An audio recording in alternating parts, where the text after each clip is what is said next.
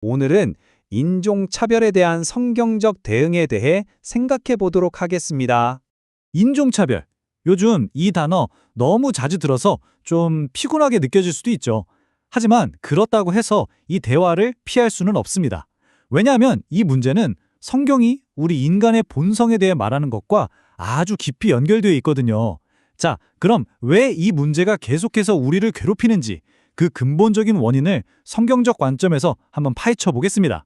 이 문제를 제대로 이해하려면 우리 자신을 보기 전에 먼저 하나님에게서부터 시작해야 합니다. 모든 것을 판단하는 절대적인 기준, 바로 하나님의 완전한 정의가 그 출발점입니다. 바로 이 말씀, 로마서 2장 11절이 오늘 이야기의 핵심이라고 할 수 있습니다. 하나님은 사람을 외모로 보지 않으신다. 즉, 편애하지 않으신다는 뜻이죠. 이게 무슨 말이냐면 하나님 앞에서는 그 어떤 외적인 조건도 그분의 판단에 영향을 미치지 못한다는 겁니다.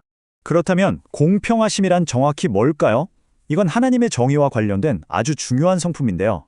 하나님께서는 우리 인간을 대하실 때 그 사람이 누구인지, 어떤 배경을 가졌는지 전혀 상관없이 각 사람이 받아야 할 몫에 따라 아주 엄격하고 공정하게 대하신다는 의미입니다. 이 표를 보시면 하나님의 정의와 우리의 정의가 얼마나 다른지 한눈에 들어옵니다.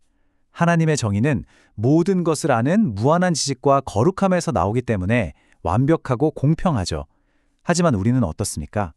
우리의 정의는 아는 것도 한정적이고 감정이나 여러 주장에 쉽게 흔들리기 때문에 결함투성이에 편파적일 수밖에 없는 겁니다. 하나님의 기준이 이렇게 완벽하다면 문제는 우리 인간에게 있겠죠? 이제 문제의 다른 쪽, 바로 우리 인간의 실패에 대해 한번 살펴보겠습니다. 도대체 왜 우리는 하나님의 기준에 미치지 못하는 걸까요? 성경에 아주 중요한 가르침이 있죠. 바로 우리 모두가 하나님의 형상대로 창조되었다는 겁니다. 이게 무슨 말이냐면요. 우리가 생각하고 도덕적으로 판단하고 사랑할 수 있는 능력을 부여받았다는 뜻이에요. 하나님을 닮도록 만들어진 다른 동물들과는 근본적으로 다른 특별한 존재라는 거죠. 하나님의 형상을 가졌다는 건 그냥 그런 존재라는 데서 그치는 게 아닙니다.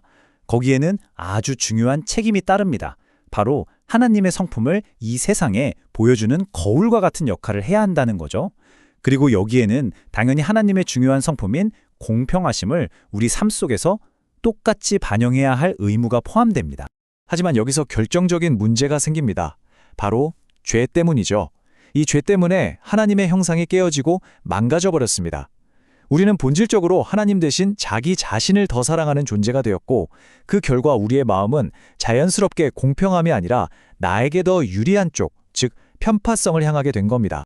자, 이제부터는 이 자료에서 제시하는 인종차별을 이해하는 두 가지 서로 다른 관점을 한번 살펴보겠습니다.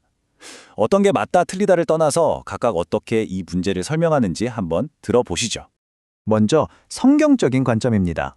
여기서는 인종차별을 특정 민족이 다른 민족보다 본질적으로 더 우월하다고 여기는 죄로 봅니다. 그 뿌리에는 뭐가 있을까요? 바로 교만, 즉 자기를 높이려는 모든 인간의 마음속에 있는 죄성이 자리 잡고 있다는 거죠.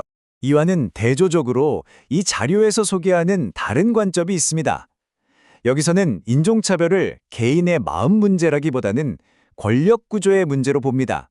즉, 사회에 힘 있는 다수 집단이 소수 집단에게 가하는 구조적인 죄이며 사회 시스템 자체가 다수에게 유리하게 짜여 있다고 설명합니다.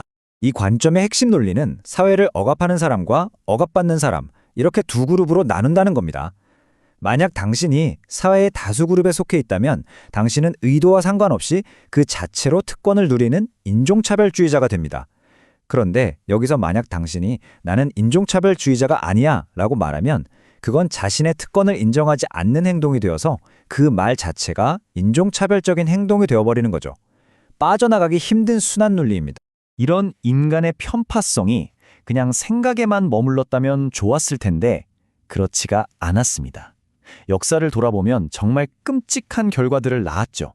지금부터 그걸 한번 살펴보겠습니다. 인종차별은 절대 요즘에만 있는 문제가 아닙니다. 한 민족이 다른 민족보다 더 낫다고 여기는 이 편파적인 생각은 인류 역사 전체를 관통하는 정말 거대하고 끔찍한 재앙이었습니다. 이 슬라이드만 봐도 그 참혹함이 느껴지시죠?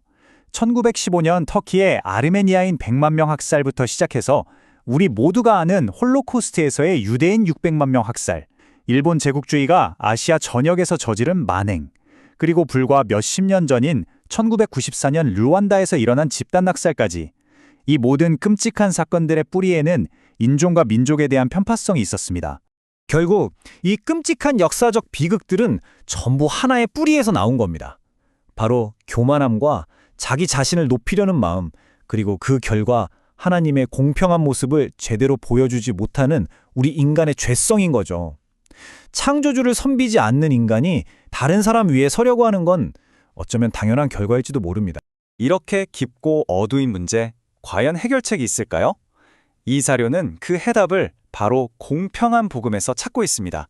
그런데 먼저 좀 안 좋은 소식부터 시작해야 해요. 하나님의 공평하심은 심판대 앞에서 우리에게 아주 불리하게 작용합니다. 왜냐하면 그분의 완벽하고 흔들림 없는 기준 앞에서는 우리 모두가 예외 없이 죄인이기 때문이죠. 누구도 그 기준을 통과할 수 없습니다. 하지만 바로 여기에 놀라운 반전, 즉 좋은 소식이 있습니다. 하나님은 복음을 주실 때도 똑같이 공평하시다는 거예요.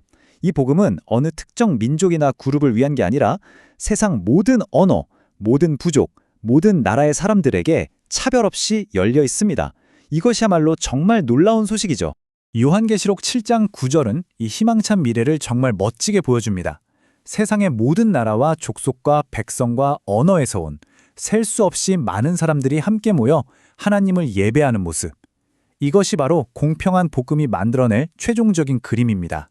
그렇다면 우리는 이제 어떻게 살아야 할까요? 첫째, 인종차별을 편파성이라는 이름의 죄로 분명하게 인식해야 합니다. 둘째, 다른 사람을 손가락질하기 전에 내 마음속의 교만과 자기를 높이려는 마음은 없는지 살펴봐야 합니다. 셋째, 하나님의 창조하신 내 모습에 대해 죄책감을 느낄 필요가 없습니다.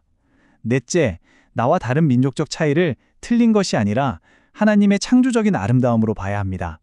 그리고 마지막으로 가장 중요한 것은 우리 주변의 모든 이웃을 사랑하는 것입니다. 오늘 이야기를 마무리하면서 우리 각자에게 이 질문을 던져보면 좋겠습니다. 여러분의 삶과 행동을 통해 이 분열되고 편견 가득한 세상 속에서 모두를 차별 없이 대하시는 하나님의 공평하심을 어떻게 보여주실 수 있을까요?